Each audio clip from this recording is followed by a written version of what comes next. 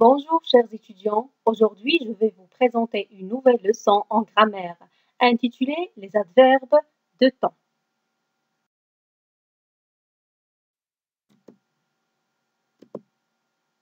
On va commencer d'abord par la rubrique J'observe et je découvre. Je lis attentivement le texte et je repère les mots soulignés. On doit d'abord lire le texte et puis repérer les mots soulignés. Alors, on va lire le texte. Hier, les enfants sont allés au cirque. Ils ont bien ri. Le clown parlait souvent à ceux qui étaient au premier rang. Parfois, il pleurait, mais tout à coup, il se mettait à amuser son public. Finalement, on a pris des photos avec lui. On les fixera plus tard dans l'album de classe. Très bien, après avoir lu le texte, on va passer ou bien on va repérer les mots soulignés. Alors, le premier mot souligné et écrit en rouge dans le texte, c'est souvent. Deuxième mot, parfois. Troisième mot, tout à coup. Finalement. Et puis, plus tard. Très bien. Maintenant, on va passer aux questions de la rubrique. Quel est le rôle de chaque mot souligné dans le texte? Réponse. Alors, chaque mot souligné dans le texte précise le moment où se déroule l'action. La deuxième question, qu'est-ce qu'il exprime? Alors, ces mots soulignés dans le texte expriment le temps. Est-ce qu'ils changent? Non, ces mots ne changent pas. Ce sont des mots invariables. Qu'est-ce qu'un mot invariable? Un mot invariable est un mot qui ne se change jamais. Il n'a ni genre ni nombre. Il existe trois types, les prépositions, les conjonctions et les adverbes dont on parle aujourd'hui dans notre leçon. Très bien. Passons maintenant à la deuxième rubrique intitulée « Je manipule et je réfléchis ». Alors la question, quel est le mot qui précise le moment où se déroule l'action dans chaque phrase du texte? Alors, on a essayé de dégager les phrases qui contiennent des adverbes du texte. Première phrase, le clown parlait souvent à ceux qui étaient au premier rang. Mot qui indique le temps. Alors, le mot qui indique le temps dans cette phrase est souvent. Deuxième phrase, parfois il pleurait. Parfois il pleurait. Le mot qui indique le temps dans cette phrase est parfois. Troisième phrase, tout à coup, il se mettait à amuser son public. Le mot qui indique le temps, c'est tout à coup.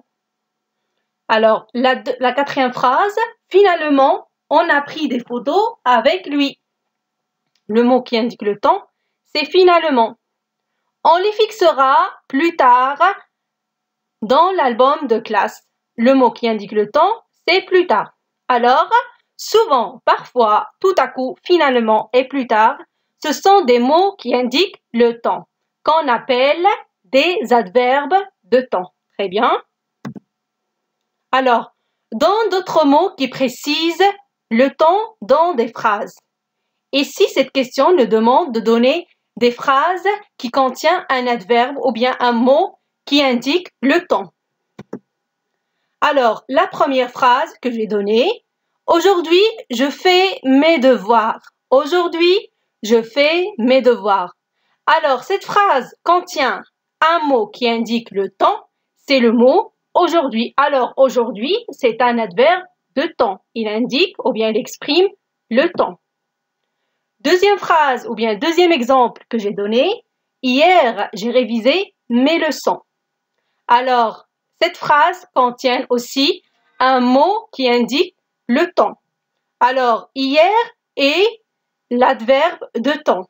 Il indique ou bien il précise le moment où se déroule l'action.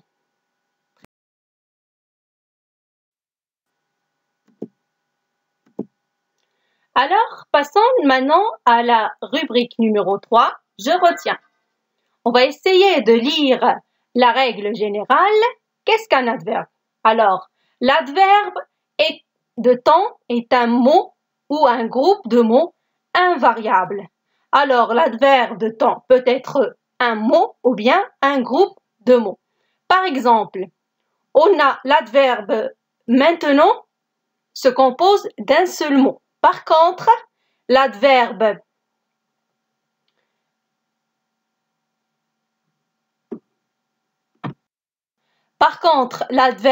tout à coup se compose de plusieurs mots. Très bien. Alors, on a dit que l'adverbe est un mot ou bien un groupe de mots invariable. On a déjà expliqué qu'est-ce que ça veut dire invariable. Un mot invariable est un mot qui ne se change jamais, c'est-à-dire il n'a ni genre ni nombre. Très bien. Alors, on ajoute l'adverbe dans la phrase. Pourquoi on l'ajoute? On l'ajoute pour préciser le temps. Et si on a donné plusieurs exemples d'adverbes de temps, à titre d'exemple, alors, maintenant, avant, après, demain, aujourd'hui, hier, autrefois, bientôt, déjà, ensuite, enfin, encore, parfois, puis et quand.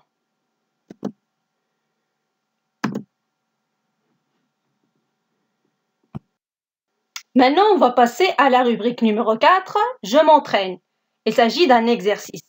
Alors, la question, souligne l'adverbe de temps dans les phrases suivantes. La première phrase, les enfants iront en classe après le spectacle. Deuxième phrase, il m'appelle souvent sur WhatsApp. Troisième phrase, quand il pleut, je prends un parapluie. Alors, la mission demandée, c'est de souligner les adverbes de temps qui existent dans les trois phrases suivantes. Alors, on va passer maintenant à la correction. La première phrase, les enfants iront en classe après le spectacle. L'adverbe de temps qui existe dans cette phrase, c'est après. Alors, on a essayé de souligner le mot après. La deuxième phrase, il m'appelle souvent sur WhatsApp. Il m'appelle souvent sur WhatsApp. Le mot souvent est l'adverbe de temps. Très bien. Alors, la troisième phrase, quand il pleut, je prends un parapluie. Quand il pleut, je prends un parapluie. Le mot quand est l'adverbe de temps. Très bien. Notre séance se termine ici. Je vous donne rendez-vous la prochaine fois. Merci pour votre attention et restez chez vous.